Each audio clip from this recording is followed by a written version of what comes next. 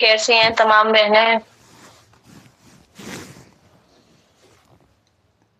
الحمدللہ ہمارا ٹاپک ہے حقوق العباد انشاءاللہ.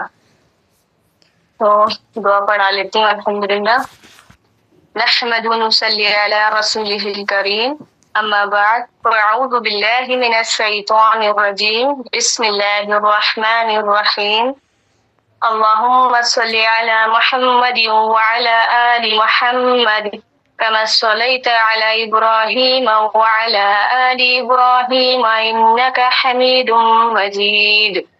اللهم بارك على محمد وعلى آل محمد كما باركت على إبراهيم وعلى آل إبراهيم إنك حميد مجيد. ربي اشرح لي صدري ويسر لي أمري واحلل عقدة من لساني يفقهوا قولي. ربي يسر ولا تعسر وتمم بالخير وبك نستعين يا فتاح. ربي زدني علما ربي زدني علما ربي زدني علما. اللهم لا سهل إلا ما جعلته سهلا وأنت تجعل الحزن إذا شئت سهلا. الحمدللہ الحمدللہ الحمدللہ. اللہ کا کروڑوں کروڑوں احسان ہے بہنوں. اس کا بہت بڑا فضل ہے کہ اللہ نے ہمیں اس مجلس میں اس کلاس میں لے کر بٹھایا. الحمدللہ ہم اللہ کا جتنا شکر ادا کریں اتنا کم ہے. الحمدللہ ہم بہت لکی ہیں بہنوں کہ اللہ نے ہم سب کو چنا ہے نا. اللہ تعالیٰ انہی کو چنتا ہے جنہیں اللہ پسند کرتا ہے نا. الحمدللہ تو ہم اللہ کا بہت بہت بہت شکر ادا کریں گے انشاءاللہ. تو بہنوں آج ہم حقوق العباد کے بارے میں جانیں گے انشاءاللہ. اکثر ہم لوگ کیا کرتے ہیں بہنوں، حقوق العباد جو ہے ادا نہیں کرتے اچھے سے ہے نا. بہت کوتاہیاں ہو جاتی ہیں ہم سے حقوق العباد ادا کرنے میں. تو اللہ تعالیٰ ہم سب کو حقوق العباد ادا کرنے کی توفیق عطا فرمائے. آمین. تو چلیے ایک منٹ.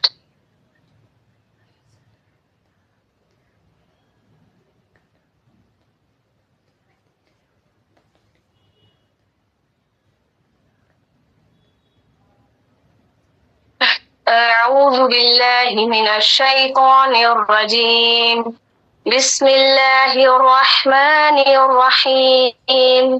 واعبدوا اللہ ولا تشرکوا به شیئا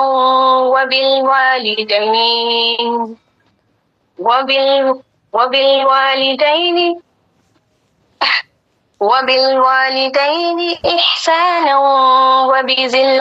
وبذي القربى واليتامى والمساكين والجار ذي القربى والجار الجنب والصاحب بالجنب وابن السبيل وما ملكت أيمانكم إن الله لا يحب من كان مختالا فخورا. الحمدللہ الحمدللہ. ترجمہ دیتے ہیں انشاءاللہ. اللہ کی عبادت کرو اور اس کے ساتھ کسی کو شریک نہ ٹھہراؤ، اور والدین کے ساتھ اچھا سلوک کرو، اور قریبی رشتہ داروں کے ساتھ اچھا سلوک کرو، اور یتیموں کے ساتھ اچھا سلوک کرو، اور مسکینوں کے ساتھ اچھا سلوک کرو، اور قریبی پڑوسی کے ساتھ بھی اچھا سلوک کرو، اور دور کے پڑوسی کے ساتھ بھی اچھا سلوک کرو. الحمدللہ. اور اپنے ساتھ رہنے والے ساتھی کے ساتھ بھی اچھا سلوک کرو، اور مسافر کے ساتھ اچھا سلوک کرو، اور ان لوگوں کے ساتھ بھی اچھا سلوک کرو جو تمہارے قبضے میں ہیں.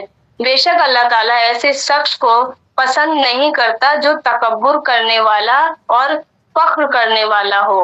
یہی وہ چیز ہے جسے حقوق العباد کہتے ہیں. الحمدللہ. اور صحیح بخاری اور صحیح مسلم کی ایک حدیث ہے بہنوں. اتنی پیاری حدیث ہے ماشاءاللہ. دیکھو ہم لوگ دوسروں کے ساتھ سفر کرتے ہیں، سفر میں مختلف قسم کی باتیں ہوتی ہیں. کبھی ہنسی مذاق ہوتا ہے، کبھی کوئی نصیحت کی بات آ جاتی ہے، کبھی لوگ گانے چلا دیتے ہیں، فلمیں دیکھتے ہیں، اور اسی طرح سفر گزر جاتا ہے. الحمدللہ. مگر نبی پاک صلی اللہ علیہ وسلم کے ساتھ ایک صحابی سفر کر رہے تھے. ایک صحابی کا نام اس صحابی کا نام حضرت معاذ بن جبل رضی اللہ عنہ تھا. حضرت معاذ بن جبل رضی اللہ عنہ فرماتے ہیں میں اللہ کے نبی صلی اللہ علیہ وسلم کے پیچھے بیٹھا ہوا تھا. عربی زبان میں جب کسی کو اپنی سواری پر اپنے پیچھے بٹھایا جائے تو اسے ردیف کہتے ہیں. ٹھیک ہے. میں نبی پاک صلی اللہ علیہ وسلم کے پیچھے بیٹھا تھا اور نبی صلی اللہ علیہ وسلم ایک گدھے پر سوار تھے. کیا سوار تھے؟ کس پر سوار تھے؟ گدھے پر. ٹھیک ہے. اس میں کوئی عیب کی بات نہیں ہے. حلال کا گدھا حرام کے گھوڑے سے بہت بہتر ہے. جی ہاں، حلال کا گدھا بہتر ہے. اللہ کے نبی صلی اللہ علیہ وسلم گدھے پر سوار تھے اور میں آپ صلی اللہ علیہ وسلم کے پیچھے بیٹھا ہوا تھا. سفر کے دوران اللہ کے نبی صلی اللہ علیہ وسلم نے مجھ سے سوال کیا اے معاذ، کیا تم جانتے ہو کہ بندوں پر اللہ کا کیا حقوق ہے اور اللہ پر بندوں کا کیا حق ہے؟ حضرت معاذ بن جبل رضی اللہ عنہ کا جواب بہت ہی ادب والا اور بہت خوبصورت تھا.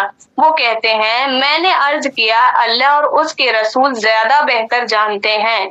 یہ جواب میں ایک بہت بڑا اصول سکھاتا ہے. اگر زندگی میں کوئی چیز معلوم نہ ہو تو بغیر علم کے بولنے کے بجائے یہ کہہ دینا بہتر ہے اللہ اور اس کے رسول بہتر جانتے ہیں. الحمدللہ، یہی اصل ادب اور علم کی نشانی ہے. اگر کوئی بات معلوم نہ ہو تو صاف کہہ دو مجھے نہیں معلوم. بیکار میں بولنے کی کوشش مت کرو، الٹا سیدھا اندازہ لگا کر بات مت کرو. حضرت معاذ بن جبل رضی اللہ عنہ کا جواب پوری دنیا کے لیے ایک مثال تھا. الحمدللہ، اللہ اور اس کے رسول بہتر جانتے ہیں. اب اللہ کے نبی صلی اللہ علیہ وسلم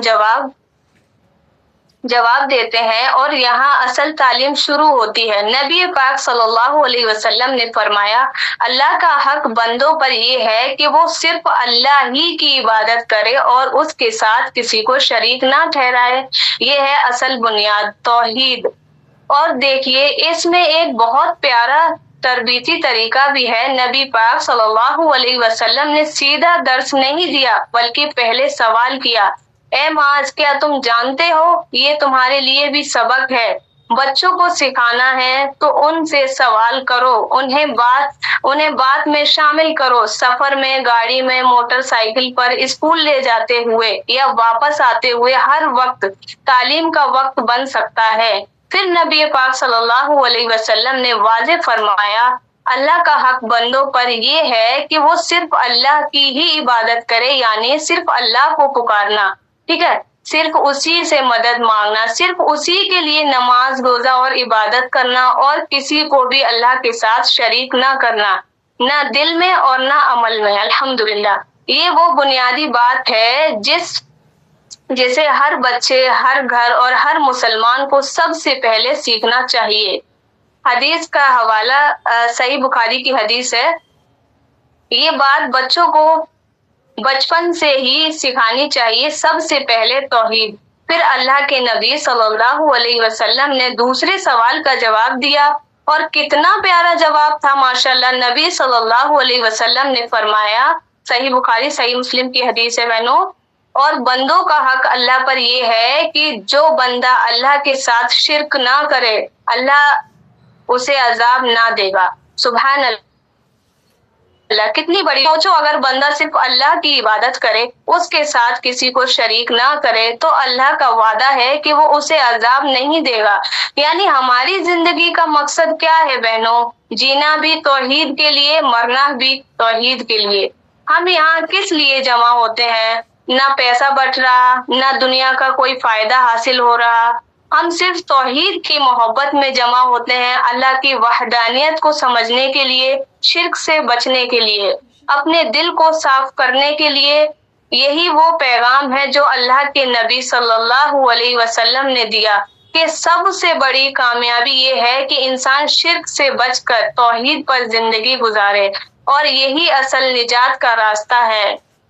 ان دماءکم واموالکم واعراضکم علیکم حرام كحرمة يومكم هذا في شهركم هذا في بلدكم هذا. ترجمہ: بے شک تمہارا خون، تمہارا مال اور تمہاری عزت تم پر حرام ہے، جیسے اس دن کی حرمت ہے، اس مہینے کی حرمت ہے اور اس شہر کی حرمت ہے۔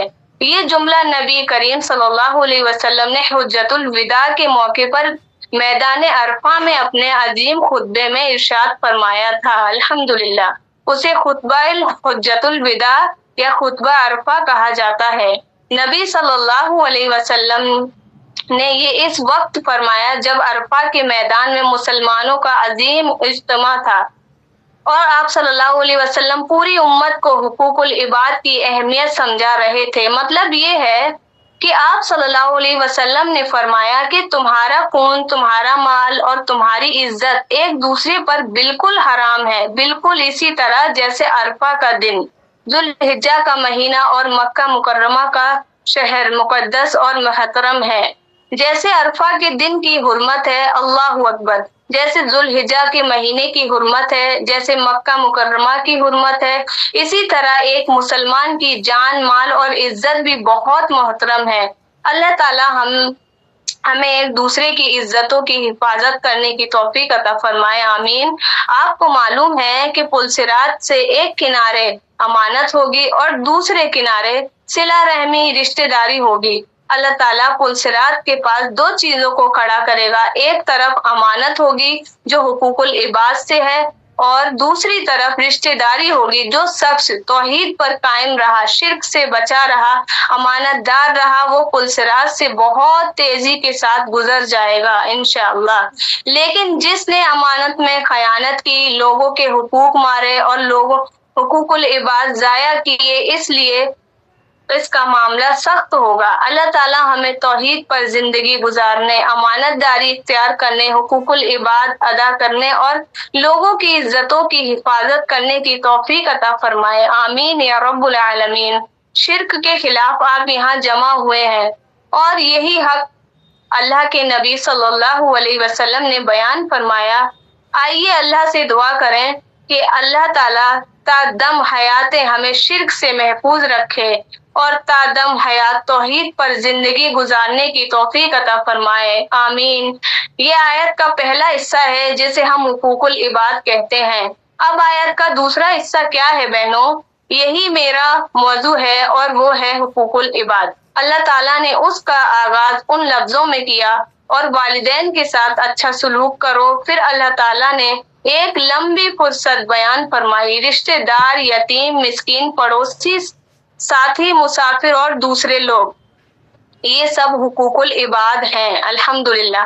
اب یہاں ایک سوال پیدا ہوتا ہے، حقوق العباد زیادہ اہم ہے یا حقوق اللہ یا حقوق العباد؟ علماء نے لکھا ہے کہ دونوں اپنی اپنی جگہ بہت اہم ہیں۔ اللہ کا حق بھی اہم ہے اور بندوں کا حق بھی اہم ہے، لیکن آخرت کی عدالت کے اعتبار سے، روز قیامت کے حساب کے اعتبار سے حقوق العباد کا معاملہ بہت زیادہ سخت اور نازک ہے، کیونکہ اللہ تعالیٰ اپنے حق کو تو معاف فرما سکتا ہے، لیکن بندوں کے حقوق اس وقت تک معاف نہیں ہوتے جب تک بندہ خود معاف نہ کر دے۔ اس لیے حقوق العباد کا معاملہ بہت سنگین ہے۔ اسی وجہ سے قرآن مجید کی سب سے لمبی آیت بھی حقوق العباد سے متعلق ہے، یعنی لین دین، قرض اور مالی معاملات کے بارے میں۔ اللہ تعالیٰ فرماتے ہیں کہ جب آپس میں قرض یا معاملہ کرو، اسے لکھ لیا کرو۔ ایک مسلمان اور ایک منافق کے درمیان اصل فرق کیا ہے؟ معاملات کی فرق نبی پاک صلی اللہ علیہ وسلم نے فرمایا، منافق کی نشانیوں میں یہ باتیں ہیں، جب بات کرے تو جھوٹ بولے، جب وعدہ کرے تو وعدہ خلافی کرے، جب امانت دی جائے تو خیانت کرے۔ اس کے برعکس مومن سچ بولتا ہے، وعدہ پورا کرتا ہے، امانت دار ہوتا ہے، الحمدللہ۔ یعنی مومن اور منافق کے درمیان بڑا فرق معاملات اور حقوق العباد کا فرق ہے۔ ایک شخص حضرت عمر رضی اللہ عنہ کے پاس آیا اور کسی آدمی کی بہت تعریف کرنے لگا۔ حضرت عمر رضی اللہ عنہ نے فرمایا، کیا تم نے اس کے ساتھ کوئی معاملہ کیا ہے؟ کیا تم نے اس کے ساتھ لین دین کیا ہے؟ کیا تم نے اس کے ساتھ تجارت کی ہے؟ جب اس نے نفی میں جواب دیا تو حضرت عمر رضی اللہ عنہ نے فرمایا، ہو سکتا ہے تم نے اسے صرف مسجد میں لمبے لمبے سجدے کرتے دیکھا ہو۔ صرف عبادت دیکھ کر کسی کے بارے میں مکمل رائے قائم نہ کرو۔ اگر کسی کو پرکھنا ہو تو اس کے معاملات دیکھو، اس کی امانت داری دیکھو، اس کا سچ دیکھو، اس کا وعدہ دیکھو۔ اس لیے اسلام میں حقوق العباد کی بہت بڑی اہمیت ہے۔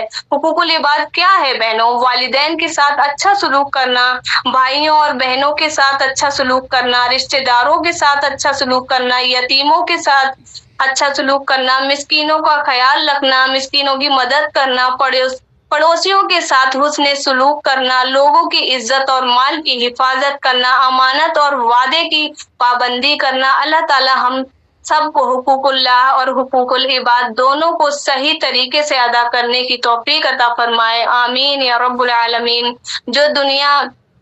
جو دینا ہے شادی میں دے دو، لیکن یہ نہ کہو کہ اب میراث میں بھی کچھ نہیں دیں گے، درست بات نہیں ہے۔ شریعت نے بہنوں کا جو حصہ مقرر کیا ہے وہ انہیں دینا ضروری ہے، یہ حقوق العباد کا معاملہ ہے۔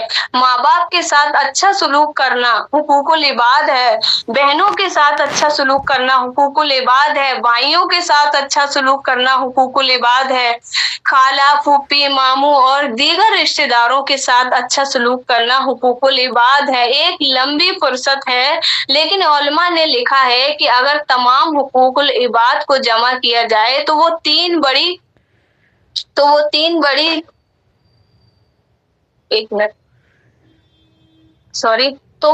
بڑی چیزوں میں آ جاتے ہیں: جان کے معاملات، مال کے معاملات، عزت کے معاملات۔ علماء اسے عزت نفس بھی کہتے ہیں۔ حقوق العباد زیادہ تر انہیں تین چیزوں کے گرد گھومتے ہیں۔ اگر کسی معاشرے میں لوگوں کی جان محفوظ ہو، لوگوں کا مال محفوظ ہو، لوگوں کی عزت محفوظ ہو، تو علماء کہتے ہیں کہ وہ معاشرہ امن والا، کامیاب اور اصلاح یافتہ معاشرہ ہے۔ الحمدللہ۔ اس لیے جب بھی نبی کریم صلی اللہ علیہ وسلم کو اہم مواقع پر لوگوں کو نصیحت کرنے کا موقع ملا، آپ صلی اللہ علیہ وسلم نے انہی چیزوں کی اہمیت بیان فرمائی۔ اللہ تعالی ہمیں ان حقوق کی حفاظت کی توفیق عطا فرمائے۔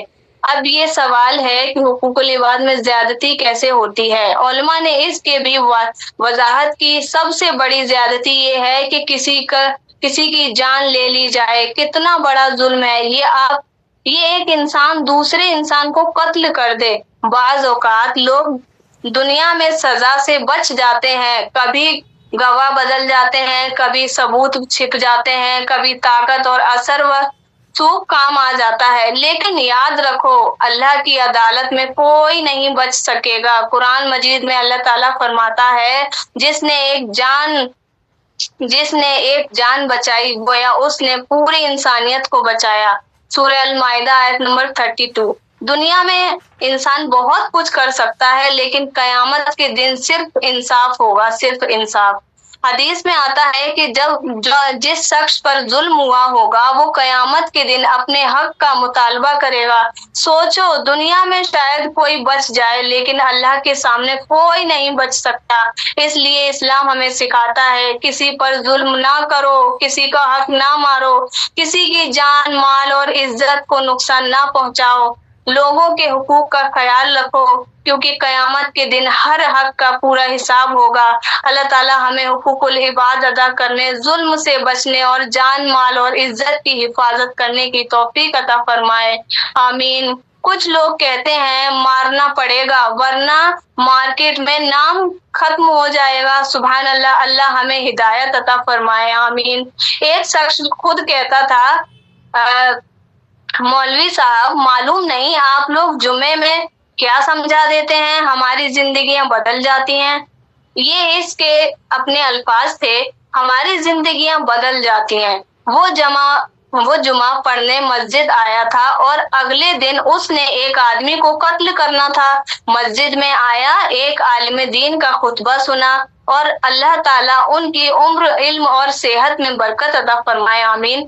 خطبہ کس موضوع پر تھا بہنوں؟ معاف کرنے اور قرض معاف کرنے کی فضیلت پر۔ سبحان اللہ۔ وہ شخص کہتا ہے میں پورا خطبہ روتا رہا اور جب خطبہ ختم ہوا تو اس نے دل میں سوچا یہ خطبہ تو میرے ہی لیے تھا۔ سبحان اللہ۔ یہی دین کی تاثیر ہے۔ ایک خطبہ، ایک نصیحت، ایک بات انسان کے دل کو بدل دیتی ہے۔ سبحان اللہ۔ اس کی سوچ بدل دیتی ہے۔ اس کے واقعے سے ہمیں کیا سبق ملتا ہے بہنوں؟ گناہ کا ارادہ بنا ہو تو تب بھی ہدایت مل سکتی ہے۔ دل زندہ ہو تو ایک نصیحت کافی ہوتی ہے۔ بدلہ لینا ضروری نہیں، معاف کر دینا زیادہ عظیم ہے۔ سبحان اللہ۔ یہی اصل اصلاح معاشرہ ہے کہ قتل کا ارادہ معافی میں بدل جائے۔ سبحان اللہ۔ اس شخص نے فیصلہ کیا کہ میں کسی پر ہاتھ نہیں اٹھاؤں گا، آج کے بعد کسی کو نہیں ماروں گا۔ اس نے 15 لاکھ لیے ہیں اور زیادہ بھی لے لے، لیکن میں اس زندگی سے توبہ کرتا ہوں۔ سبحان اللہ۔ کبھی کبھی جمعے کا ایک خطبہ لوگوں کی زندگیاں بدل دیتا ہے۔ سبحان اللہ۔ لوگوں کی جانیں بچ جاتی ہیں، بچے یتیم ہونے سے بچ جاتے ہیں، عورتیں بیوہ ہونے سے بچ جاتی ہیں۔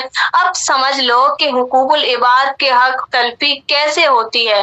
کسی کی جان لے لی جائے، کسی کا مال ہڑپ لیا جائے، کسی کی عزت سے کھیلا جائے، کسی کی غیبت کی جائے، کسی پر جھوٹا الزام لگایا جائے، یہ سب حقوق العباد میں شامل ہے۔ صحیح مسلم کی ایک بہت عظیم حدیث ہے، نبی صلی اللہ علیہ وسلم نے فرمایا شہید کے تمام گناہ معاف کر دیے جاتے ہیں سوائے قرض کے۔ صحیح مسلم۔ سبحان اللہ۔ یعنی جو شخص اللہ کے راستے میں اپنی جان قربان کر دیتا ہے اتنا بڑا مقام پاتا ہے، اس کے بھی قرض معاف نہیں ہوتے جب تک ادا نہ کیا جائے۔ اب ذرا سوچو، جب شہید کا قرض معاف نہیں ہو رہا تو ہمارا اور آپ کا کیا حال ہوگا؟ ہم لوگوں سے قرض لے تو لیتے ہیں، پھر ٹال مٹول کرتے ہیں، واپس نہیں کرتے، بھول جاتے ہیں۔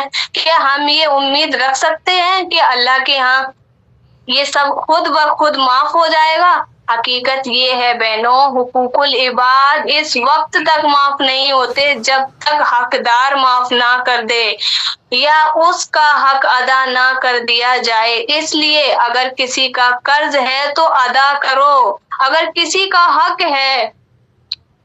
کا حق مارا ہے تو واپس کرو، اگر کسی کا دل دکھایا ہے تو معافی مانگو، اگر کسی پر ظلم کیا ہے تو اس سے صلح کرو، کیونکہ قیامت کے دن نہ مال کام آئے گا، نہ سفارش، نہ طاقت، صرف انصاف ہوگا۔ اس لیے نبی صلی اللہ علیہ وسلم نے ہمیں پہلے ہی خبردار کر دیا، موت آنے سے پہلے اپنے حساب صاف کر لو، کسی کا حق لیا ہے تو واپس کر دو، کسی کو تکلیف دی ہے تو معافی مانگ لو، کیونکہ وہاں جا کر معاملہ بہت سخت ہو جائے گا۔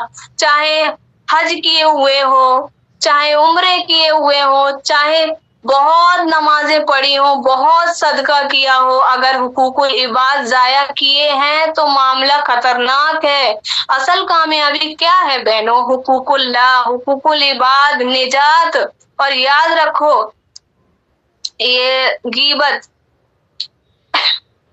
یہ بھی غیبت میں شامل ہے، یعنی کسی کی عزت کو نقصان پہنچانا بھی ایک بہت بڑا گناہ ہے۔ اللہ تعالیٰ ہمیں حقوق اللہ اور حقوق العباد دونوں کو صحیح طور پر ادا کرنے کی توفیق عطا فرمائے۔ آمین یا رب العالمین۔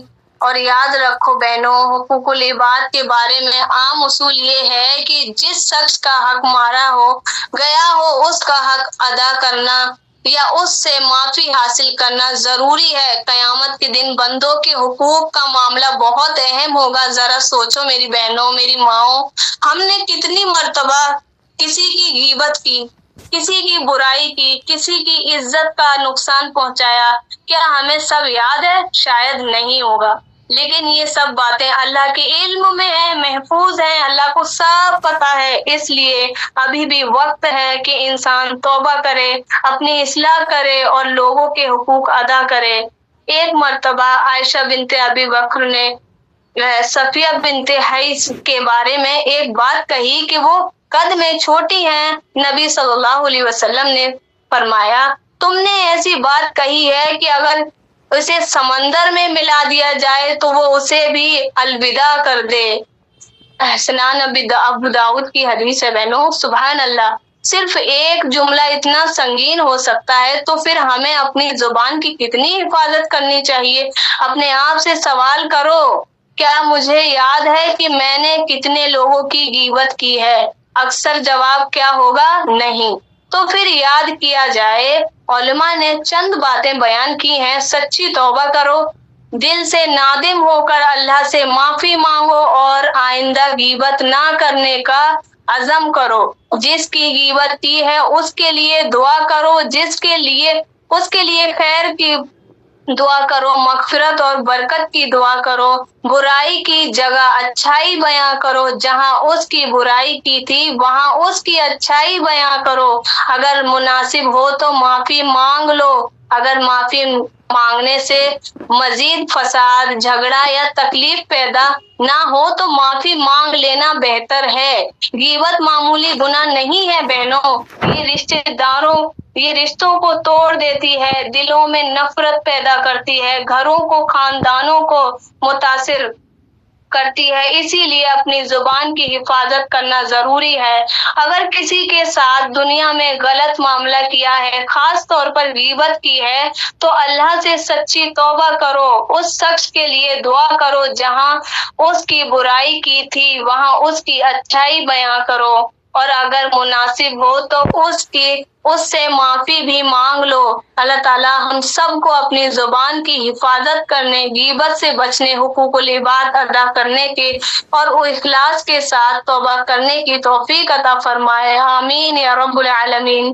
نبی کریم صلی اللہ علیہ وسلم نے ایک نہایت اہم سوال فرمایا۔ یہ روایت ابو ہریرہ رضی اللہ عنہ سے مروی ہے اور صحیح مسلم میں موجود ہے۔ نبی صلی اللہ علیہ وسلم نے فرمایا کیا تم جانتے ہو مفلس کون ہے؟ صحابہ اکرام رضی اللہ عنہ نے عرض کیا یا رسول اللہ صلی اللہ علیہ وسلم، ہمارے نزدیک مفلس وہ ہے جس کے پاس مال و دولت نہ ہو۔ یہ عام سمجھ کے مطابق جواب تھا بہنوں، لیکن نبی صلی اللہ علیہ وسلم نے فرمایا میری امت کا مفلس وہ ہے جو قیامت کے دن نماز، روزہ اور زکوٰۃ لے کر آئے گا۔ یعنی ظاہری طور پر اس کے پاس بہت سی نیکیاں ہوں گی، لیکن ساتھ ہی اس نے کسی کو گالی دی ہوگی، کسی پر جھوٹا الزام لگایا ہوگا، کسی کا مال کھایا ہوگا، کسی کا خون بہایا ہوگا، کسی کو مارا ہوگا۔ یہ سب حقوق العباد کے خلاف ورزیاں ہیں۔ پھر کیا ہوگا بہنوں؟ جس پر اس نے ظلم کیا ہوگا اس کو اس کی نیکیاں دی جائیں گی۔ اگر نیکیاں ختم ہو جائیں گی اور حقوق العباد باقی رہ جائیں گے تو مظلوموں کے گناہ اس پر ڈال دیے جائیں گے اور پھر اسے جہنم میں ڈال دیا جائے گا۔ یہی اصل مفلسی ہے۔ صحیح مسلم۔ ذرا سوچو میری ماؤں اور بہنوں، کیا ہم میں سے کوئی یہ دعویٰ کر سکتا ہے کہ میں نے کبھی کسی کی غیبت نہیں کی، میں نے کبھی کسی کو تکلیف نہیں دی؟ حقیقت یہ ہے کہ ہم سب کو اپنی اصلاح کی ضرورت ہے۔ اس لیے اللہ سے سچی توبہ کرو، لوگوں کے حقوق ادا کرو، اپنی زبان کی حفاظت کرو، کسی پر ظلم نہ کرو، کیونکہ اصل کامیابی وہ ہے جو قیامت کے دن کام آئے گی۔ پھر نبی صلی اللہ علیہ وسلم نے سب سے پہلی غلطی کا ذکر فرمایا، قد شتم ھذا، یعنی اس نے کسی کو گالی دی ہوگی۔ ذرا غور کرو، ہم روزمرہ زندگی میں کتنی آسانی سے لوگوں کو برا بھلا کہہ دیتے ہیں، کسی کا مذاق اڑا دیتے ہیں، کسی کی شکل، رنگ، قد یا کمزوری پر تبصرہ کر دیتے ہیں، کسی کو حقارت سے بلاتے ہیں، حالانکہ یہ سب انسان کی عزت کو نقصان پہنچانے والی باتیں ہیں اور یہ بھی حقوق العباد میں شامل ہیں۔ اللہ تعالیٰ ہمیں اپنی زبان کی حفاظت کرنے، لوگوں کے حقوق ادا کرنے اور قیامت کے دن کی رسوائی سے بچنے کی توفیق عطا فرمائے، آمین یا رب العالمین۔ نبی کریم صلی اللہ علیہ وسلم نے فرمایا، ایک نہایت اہم سوال فرمایا۔ یہ ابو ہریرہ سے مروی ہے۔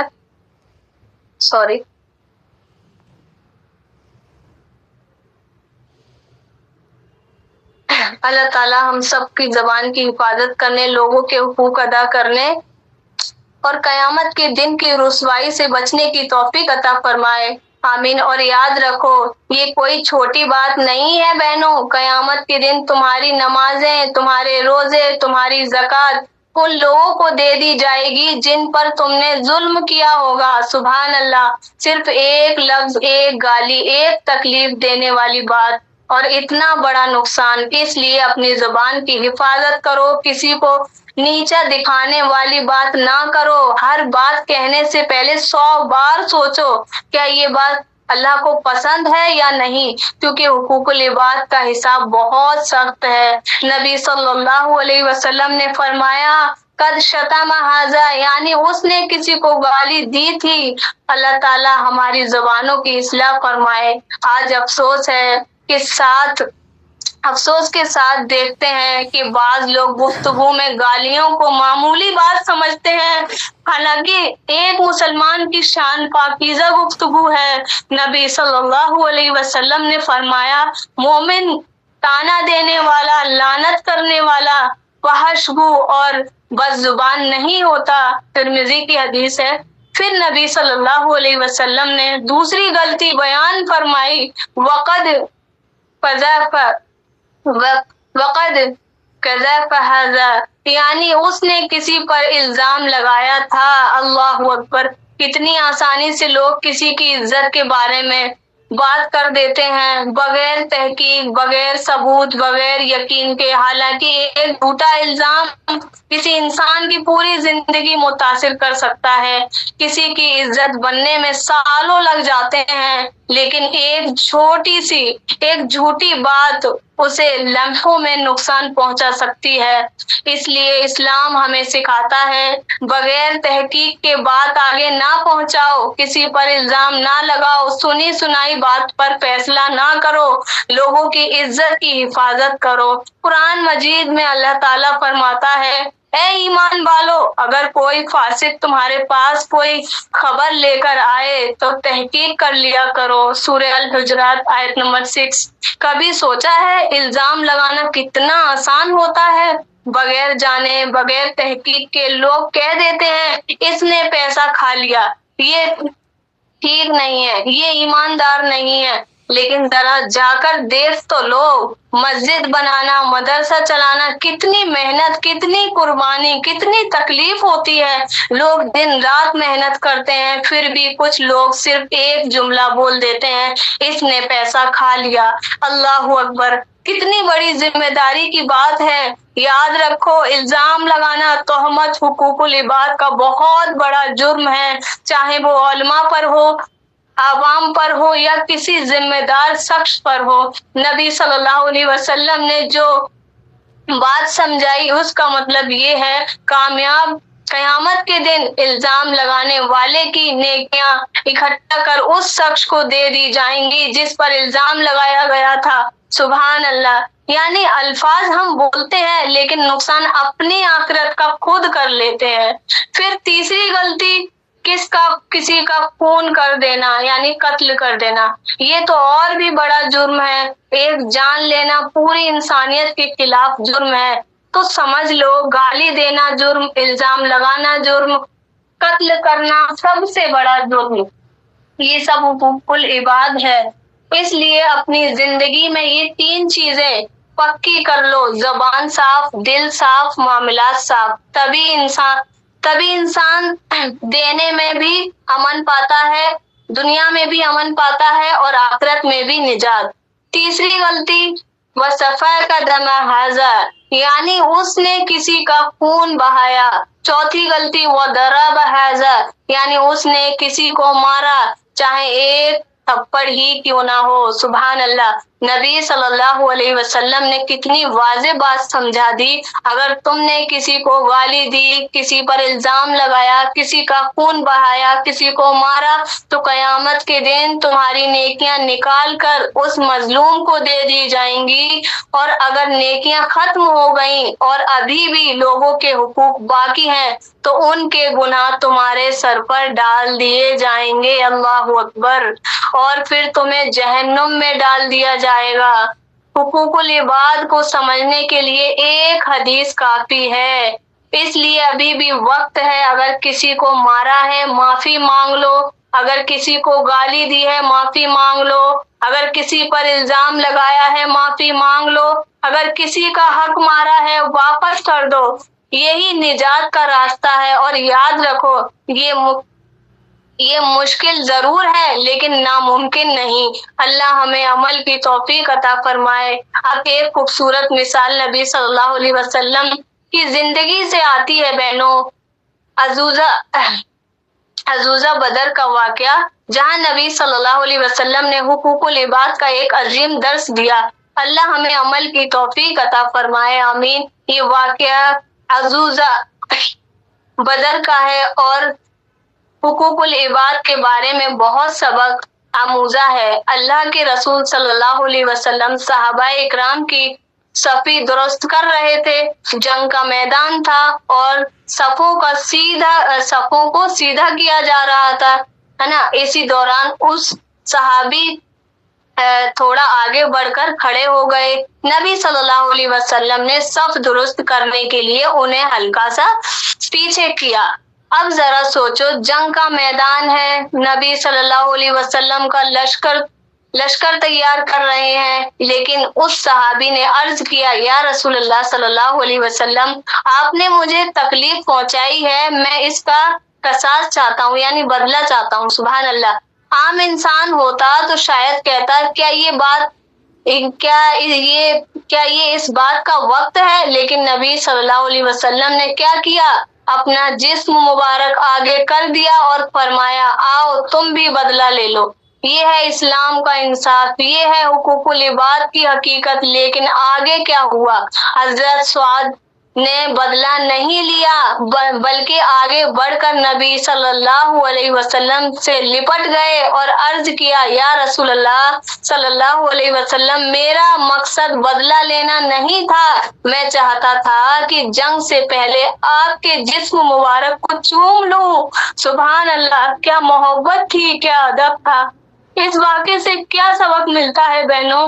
کسی کا حق چھوٹا نہیں ہوتا، چھوٹی سی تکلیف بھی ہو تو اس کا حساب دینا چاہیے۔ حقوق العباد میں انصاف بہت اہم ہے۔ ہم کبھی لوگوں کے حقوق ضائع کر دیتے ہیں اور سمجھتے ہیں کہ کوئی بات نہیں، اس لیے اپنی زندگی کا جائزہ لو، جس کا حق مارا ہے اس سے معافی مانگو اور نبی صلی اللہ علیہ وسلم کے عدل اور انصاف کو اپنی زندگی میں لانے کی کوشش کرو۔ اللہ ہمیں سمجھ اور عمل دونوں کی توفیق عطا فرمائے، آمین۔ مرنے سے پہلے اپنی دنیا میں حساب صاف کر لو۔ سبحان اللہ، کتنی سیدھی اور گہری بات ہے۔ یعنی قیامت کا انتظار مت کرو، موت کے بعد کا انتظار مت کرو، ابھی اسی وقت اپنے معاملات درست کر لو۔ اگر کسی کا حق لیا ہے واپس کر دو، کسی کو دکھ پہنچایا ہے معافی مانگ لو، کسی کی غیبت کی ہے توبہ کر لو، کیونکہ بعد میں نہ موقع ملے گا نہ وقت ملے گا، صرف حساب ہوگا۔ اس لیے آج یہ فیصلہ کر لو، میں کسی کا حق نہیں ماروں گی، میں اپنی زبان کی حفاظت کروں گی، میں حقوق العباد ادا کرنے کی کوشش کروں گی۔ یہی اصل کامیابی ہے میری بہنوں، اور یہی وہ چیز ہے جو قیامت کے دن بچائے گی۔ اللہ ہمیں سچا احساس اور عمل کی توفیق عطا فرمائے، آمین۔ مرنے سے پہلے اس دنیا میں مسئلہ حل کر لو۔ سبحان اللہ، ذرا سوچو میری بہنوں، میری ماؤں، کیا کوئی ایک بھی انسان ہے جو یہ کہہ سکے میں حقوق العباد میں 100% صاف ہوں؟ نہیں ہے کوئی۔ ہم سب سے کہیں نہ کہیں غلطی ہوئی ہے، ہم نے کسی نہ کسی کی عزت کو نقصان پہنچایا ہے، کسی کی عزت کی کسی پر تہمت لگائی۔ یہ معاملہ بہت اہم ہے میری بہنوں، بہت ہی سنگین معاملہ ہے۔ اس لیے نبی صلی اللہ علیہ وسلم کا پیغام بالکل واضح ہے، آج ہی مسئلہ حل کر لو۔ آج جس کی غیبت کی ہے اس کے لیے دعا کرو، جس پر الزام لگایا ہے اس کی عزت بحال کرو، اس کی اچھائی بیان کرو، جس کا حق مارا ہے واپس کرو، جس کا دل دکھایا ہے معافی مانگو۔ اور ایک اور اہم بات، آج کل لوگ سوشل میڈیا پر بھی دوسروں کی عزتوں سے کھیلتے ہیں، ویڈیوز بنا کر، کلپس شیئر کر کے اور لوگوں کی کمزوریاں پھیلا کر۔ یاد رکھو قیامت کے دن یہ سب چیزیں سامنے آئیں گی، جو آج لائکس اور ویوز نظر آ رہے ہیں، کل وہ بوجھ بن سکتے ہیں۔ اس لیے زبان کی بھی حفاظت کرو، سوشل میڈیا کا بھی صحیح استعمال کرو اور اپنے دل کو بھی صاف رکھو، کیونکہ اصل حساب اللہ تعالیٰ کے سامنے ہونا ہے اور وہاں کوئی چیز چھپی نہیں رہے گی۔ اللہ تعالیٰ ہمیں سچی توبہ، لوگوں کے حقوق ادا کرنے اور حقوق العباد کی حفاظت کرنے کی توفیق عطا فرمائے، آمین۔ ایک چھوٹی سی حدیث کے ذریعے نبی صلی اللہ علیہ وسلم نے مومن کا کردار سمجھا دیا۔ 3 آدمی سفر میں جا رہے تھے، بارش آئی تو وہ ایک غار میں پناہ لینے کے لیے داخل ہو گئے، پھر ایک بڑا پتھر گر گیا اور غار کا منہ بند ہو گیا۔ یہ واقعہ صحیح البخاری کی حدیث میں آتا ہے۔ اب تینوں نے اپنے اپنے خالص نیک اعمال کا واسطہ دے کر اللہ سے دعا کی۔ ان میں سے ایک شخص نے کہا، یا اللہ، ایک آدمی میرے پاس کام کرتا تھا، اس نے کام کیا لیکن اپنی مزدوری لیے بغیر چلا گیا۔ میں نے اس کی مزدوری سے کچھ مال خریدا اور تو نے اس میں اتنی برکت دی کہ وہ بڑھتے بڑھتے بکریوں کا پورا ریوڑ بن گیا۔ پھر وہ کہتا ہے، ایک دن وہ آدمی واپس آیا اور کہنے لگا، میری مزدوری دے دو۔ میں نے کہا، یہ جتنی بھی بکریاں تم دیکھ رہے ہو سب تمہاری ہیں۔ سبحان اللہ، ایک دن کی مزدوری تھی لیکن اس نے پورا ریوڑ واپس کر دیا۔ سبحان اللہ، وہ آدمی سب لے گیا اور اس شخص نے اپنے پاس کچھ بھی نہ رکھا۔ پھر اس نے دعا کی، یا اللہ، اگر میں نے یہ کام صرف تیری رضا کے لیے کیا تھا تو میری مشکل آسان کر، دور فرما دے۔ اللہ تعالیٰ نے ان کی دعا قبول فرمائی اور غار کے منہ سے پتھر ہٹ گیا۔ سبحان اللہ۔ اس واقعے سے کیا سبق ملتا ہے بہنوں؟ مومن امانت میں خیانت نہیں کرتا، مومن کسی کا حق نہیں مارتا، کسی کا حق نہیں دباتا، بلکہ پورا کا پورا حق ادا کرتا ہے۔ اگر اللہ برکت دے تو خوشی سے زیادہ بھی دے دیتا ہے۔ ہر کام اللہ کی رضا کے لیے کرتا ہے۔ ذرا اپنے آپ سے سوال کرو، کیا ہم حقوق العباد میں اتنے دیانت دار ہیں؟ کیا ہم کسی کا حق اتنی خوشی سے واپس کر سکتے ہیں؟ اس لیے مقابلے میں بعض لوگ حق مانگا جائے تو انکار کرتے ہیں، جھگڑا کرتے ہیں، دھمکی دیتے ہیں یا کہتے ہیں ثبوت لاؤ۔ یہ مومن کا کردار نہیں ہو سکتا۔ اس لیے آج یہ فیصلہ کر لو، میں کسی کا حق نہیں ماروں گی، میں امانت واپس کروں گی، میں حقوق العباد ادا کرنے کی کوشش کروں گی، اور اگر کسی کا کچھ میرے ذمے ہے تو اسے ادا کروں گی انشاءاللہ، کیونکہ قیامت کے دن نہ مال کام آئے گا، نہ طاقت، نہ عہدہ، صرف انصاف ہوگا اور حقوق العباد کا حساب ہوگا۔ اللہ تعالیٰ ہمیں سچا مومن بنائے، امانت دار بنائے اور ہر حق ادا کرنے کی توفیق عطا فرمائے، آمین۔ آخر میں ایک بہت گہری بات سمجھ لو میری بہنوں، ایک دن ضرور آئے گا جب ہم سب پل صراط سے گزریں گے۔ قرآن مجید میں اللہ تعالیٰ فرماتا ہے، اور تم میں سے ہر ایک کو اس پر سے گزرنا ہے، سورہ مریم آیت نمبر 71۔ لیکن گزرنا سب نے ہے، البتہ گزرنے کا انداز مختلف ہوگا۔ سبحان اللہ، کوئی بجلی کی طرح گزرے گا، کوئی تیز ہوا کی طرح، کوئی تیز رفتار گھوڑے کی طرح، کوئی گرتا پڑتا گزرے گا۔ اور وہاں کیا ہوگا؟ ایک طرف امانت ہوگی، دوسری طرف صلہ رحمی یعنی رشتہ داری ہوگی۔ سبحان اللہ، دونوں ہی کے حقوق العباد میں سے ہیں، یعنی جو امانت دار ہوگا، جو لوگوں کے حقوق ادا کرتا ہوگا، جو رشتوں کو جوڑ کر رکھتا ہوگا، وہ انشاءاللہ آسانی سے گزر جائے گا، انشاءاللہ۔ لیکن جو امانت میں خیانت کرتا کرتا تھا، جو لوگوں کے حقوق مارتا تھا، جو رشتے توڑتا تھا، اس کے لیے وہ پل بہت مشکل ہو جائے گا۔ اس لیے آج ہی فیصلہ کر لو، امانت میں دیانت داری، رشتوں میں نرمی اور لوگوں کے حقوق ادا کرنا، یہی اس دن کی اصل تیاری ہے۔ جو شخص توحید پر قائم ہو، شرک سے بچا ہوا ہو اور امانت دار ہو، وہ انشاءاللہ پل صراط سے ہوا کی طرح گزر جائے گا۔ لیکن جس نے امانت میں خیانت کی، جس نے حقوق العباد کو ضائع کیا، جس نے لوگوں کا حق کھایا، وہ اس پل صراط سے پل پر ثابت قدم نہیں رہ سکے گا، بلکہ گرتا پڑتا گر کر عذاب کا مستحق بن جائے گا۔ اس لیے آخر میں دعا اور پیغام یہی ہے، اللہ تعالیٰ ہمیں صرف حقوق اللہ ہی نہیں بلکہ حقوق العباد بھی ادا کرنے کی توفیق عطا فرمائے۔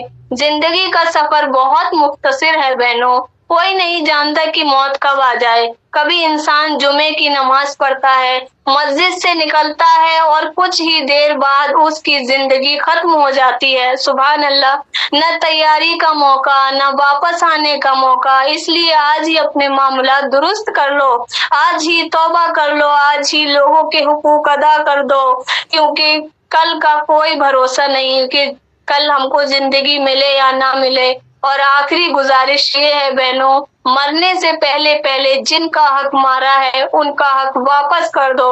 صرف رونا کافی نہیں ہے، صرف دعا کرنا کافی نہیں ہے، خاص طور پر جب معاملہ حقوق العباد کا ہو، آپ لیلۃ القدر میں رو لیں، عرفات کی دعاؤں میں رو لیں اور اللہ سے مغفرت مانگیں، یہ بہت بڑی نیکی ہے۔ لیکن اگر کسی کا مال لیا ہے، کسی کی زمین ہڑپ کی ہے، کسی کو مارا ہے، کسی کی عزت کو نقصان پہنچایا ہے، تو جب تک اس کا حق واپس نہ کرو یا وہ شخص معاف نہ کر دے، معاملہ باقی رہتا ہے۔ یہ سخت بات ضرور ہے لیکن حق بات ہے۔ اس لیے جس کا پیسہ لیا ہے واپس کرو، جس کی غیبت کی ہے اس کے لیے دعا کرو اور معافی مانگو، جس پر الزام لگایا، جس پر ظلم کیا ہے اسے راضی کرو، یہی سچی توبہ کا تقاضا ہے۔ اللہ تعالیٰ ہمیں حقوق العباد، حقوق اللہ کی حقوق العباد دونوں کو ادا کرنے کی توفیق عطا فرمائے، ہمیں امانت دار، انصاف پسند اور نرم دل بنائے۔ زندگی بہت مختصر ہے بہنوں، موت کب آ جائے کسی کو نہیں پتا، کوئی نہیں جانتا۔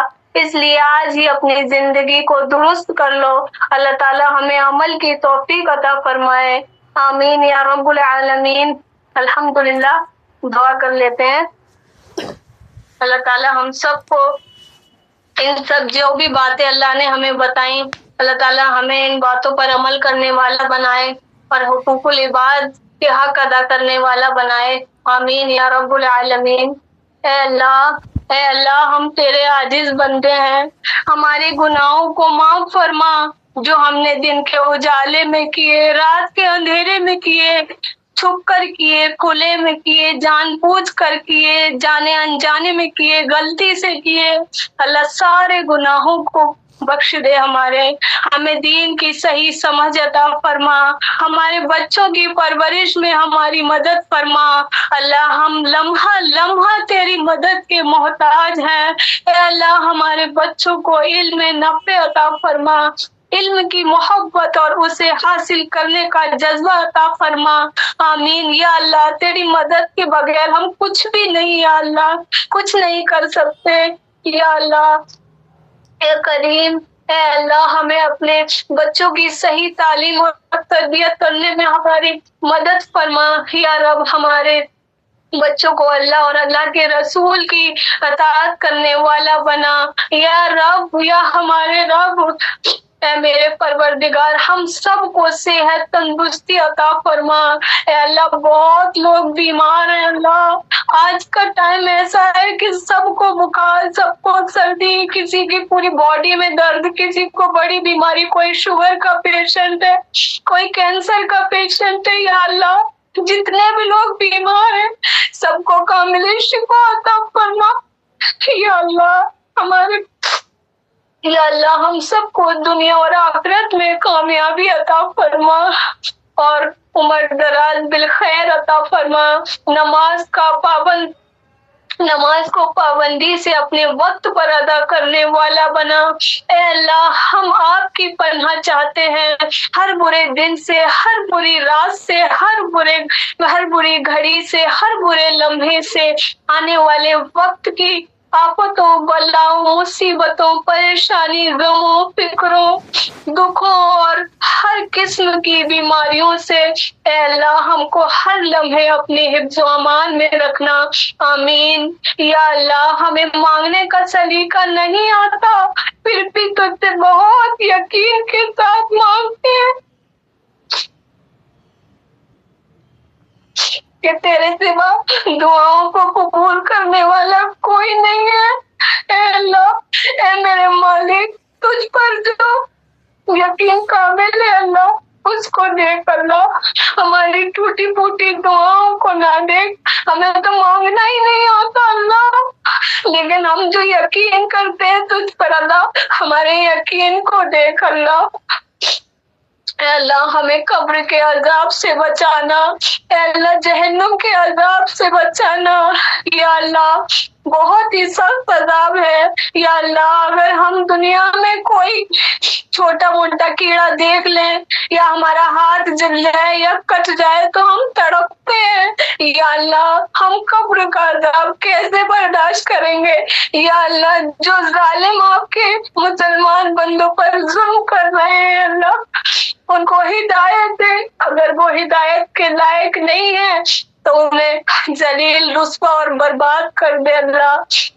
اے اللہ، ہمیں قیامت کے دن حضور صلی اللہ علیہ وسلم کے ہاتھ سے جام کوثر پینا نصیب فرمانا۔ اے اللہ، ہمیں قیامت کے دن حضور صلی اللہ علیہ وسلم کی شفاعت نصیب فرمانا۔ اے اللہ، تو اپنی محبت اور ہمارے آقا صلی اللہ علیہ وسلم کی محبت ہمارے دلوں میں ڈال دے۔ اے اللہ، ہمیں موت کی سختی سے اور قبر کے عذاب سے بچا۔ اے اللہ، ہماری روح ایسے نکال جیسے دودھ پیتا بچہ اپنی ماں کی گود میں سو جاتا ہے سکون سے۔ جب مالک الموت کے فرشتے آئیں تو وہ ہمیں دیکھ کر خوش ہو جائیں، ہمارے لیے دعا کریں، آسانی سے ہماری روح قبض کریں، کوئی تکلیف نہ ہو۔ یا اللہ، آخری وقت میں ہماری زبان پر کلمہ طیب نصیب فرمانا۔ اے اللہ، کلمے والی، روزے والی، شہیدوں والی، سجدے والی، جمعے والی موت نصیب کرنا۔ اے اللہ، منکر نکیر کے سوالات ہم پر آسان فرمانا۔ اے اللہ، ہمیں قیامت کے روز اپنا دیدار نصیب فرمانا۔ اے اللہ، ہمیں جنت الفردوس میں اعلیٰ سے اعلیٰ مقام عطا فرمانا۔ اے اللہ، ہمیں قیامت کی گرمی اور جہنم کی آگ سے محفوظ رکھنا، آمین۔ اے اللہ، ہمیں اور تمام مومنین مومنات کو حشر کی رسوائی سے بچانا۔ اے اللہ، نامہ اعمال ہمارے دائنے ہاتھ میں نصیب فرمانا۔ اے اللہ، ہمیں عرش کے سائے میں جگہ عطا فرمانا۔ اے اللہ، پل صراط پر بجلی کی طرح گزرنے کی توفیق عطا فرمانا۔ اے اللہ، ہمیں دونوں جہاں میں اپنا اور اپنے رسول کا غلام بنا کر رکھ میرے رب۔ یا اللہ، بہت سے ماں باپ اپنی اولاد کو لے کر بہت پریشان ہیں، ماں باپ بہت پریشان ہیں کیونکہ آج کل کی اولاد بہت نافرمان ہو گئی ہے۔ یا اللہ، انہیں فرما بردار بنا۔ یا اللہ، ماں باپ اپنی اولاد کو بہت امید سے پالتے ہیں، سوچتے ہیں کہ جب ہماری اولاد بڑی ہو جائے گی تو ہمارا سہارا بنے گی، ہماری فرما برداری کرے گی۔ یا اللہ، آج کل کی اولادیں اپنے ماں باپ کو کچھ نہیں سمجھتی، بہت نافرمانی کرتی ہیں۔ جب بیٹا بڑا ہو جائے تو باپ کو لگتا ہے کہ میرا بیٹا میرا سہارا بنے گا، میرا فرما برداری کرے گا، میرے کام آئے گا، میرے کام میں ہاتھ بٹائے گا، لیکن ہیلپ کرے گا، لیکن بیٹا کچھ نہیں سمجھتا ماں باپ کو۔ چھوڑ دیتا ہے ان کے حال پر، ذرا بھی رحم نہیں کرتا، یہ بھی نہیں سوچتا کہ جب میں چھوٹا سا تھا اور بیمار ہو جاتا تھا تو ماں باپ رات رات پر اس کے خاطر نیند کی قربانی دیتے تھے، اس کا خیال رکھتے تھے، اسے کیسے کیسے پالا ماں باپ نے، تیرے خاطر دن رات ایک کر دیا ماں باپ نے، اچھے سے اچھے ڈاکٹر کے پاس تجھے لے جاتے تھے، پھر بھی تو نے ماں باپ کی نافرمانی کی۔ کبھی سوچا بھی نہ تھا کہ ہماری اولادیں بڑی ہو کر اتنی نافرمان نکلیں گی۔ یا اللہ، ہر اولاد کو سب سے پہلے تو اپنا فرما بردار بنا، اپنا فرما بردار بنا۔ اگر اولاد تیری فرما بردار بن گئی تو ماں باپ کی بن جائے گی، یا اللہ ماں باپ کی بھی فرما بردار بن جائے گی۔ یا اللہ، ہمیں ہماری اولادوں کی بہترین سے بہترین پرورش کرنے کی توفیق عطا فرما، آمین یا رب العالمین۔ تیری بارگاہ میں اے خدا میری روز و شب ہے یہی دعا، تو رحیم ہے تو کریم ہے، مجھے مشکلوں سے نکال دے، میرے ذہن میں تیری فکر ہو، میری سانس میں تیرا ذکر ہو، مجھے مال و زر کی ہوس نہیں، مجھے بس تو رزق حلال دے، مجھے بس تو رزق حلال دے۔ تمام حمد و ثنا تجھے ہی زیبا ہے کہ تو وہ ہے جس کے فیصلے کو کوئی بدلنے والا نہیں، کہ تو وہ ہے جس کی عطا کو کوئی روکنے والا نہیں، کہ تو وہ ہے کہ تجھ جیسا کوئی عطا کرنے والا نہیں۔ بے شک تمام تعریفیں تیرے ہی لیے ہیں کہ تو کشادگی کے ساتھ عطا کرنے والا ہے، دنیا کی کوئی شے تجھ سے پوشیدہ نہیں کہ تو ہر چیز کو جاننے والا ہے۔ الحمدللہ یا اللہ، ہم نے جو بھی دعائیں مانگی اللہ قبول فرمانا، جانے انجانے میں کوئی غلطی کوتاہی ہوئی ہو تو معاف کرنا، یا اللہ معاف کرنا، اور آپ بہنیں بھی، میری مائیں بھی مجھے معاف کرنا، اگر کوئی کوتاہی ہوئی ہو، کچھ بھی بات کہنے میں غلطی ہو گئی ہو تو معاف کرنا۔ دعا پڑھا لیتی ہوں۔ ربنا آتنا فی الدنیا حسنۃ وفی الآخرۃ حسنۃ وقنا عذاب النار ربنا هب لنا ازواجنا وذريتنا قرة اعین واجعلنا للمتقین اماما ربنا تقبل منا انك انت السمیع العلیم رب إني لما أنزلت إلي من خير فقير رب إني لما أنزلت إلي من خير فقير رب إني لما أنزلت إلي من خير فقير رب ارحمهما كما ربياني صغيرا رب ارحمهما كما ربياني صغيرا رب ارحمهما كما ربياني صغيرا۔ یا اللہ ہمارے ماں باپ پر رحم فرما، جس طرح انہوں نے ہمیں بچپن میں پالا، اور ہر اولاد کو اپنے ماں باپ کا فرما بردار بنا، اپنا فرما بردار بنا، اور تمام امتی محمدیہ کو ہدایت دے اللہ۔ اللہ لوگ بہت بھٹک گئے اللہ، شرک اور بدعت میں پڑ گئے، یا اللہ، یا اللہ ہمیں سب سے پہلے مجھے ہدایت دے، میرے شوہر کو، میرے ماں باپ کو، میرے بہن بھائیوں کو، اللہ سب کو ہدایت دے اللہ، سب کے ہدایت کے فیصلے کر دے اللہ، سب کی مشکلیں آسان کر دے۔ سبحانک اللہم و بحمدک اشہد ان لا الہ الا انت سبحانک اللہم و بحمدک اشہد ان لا الہ الا انت انک انت السمیع العلیم۔ ربنا تقبل دعا ربنا تقبل دعا ربنا تقبل دعا صلی اللہ علیہ وسلم۔ السلام علیکم ورحمۃ اللہ وبرکاتہ۔ وعلیکم السلام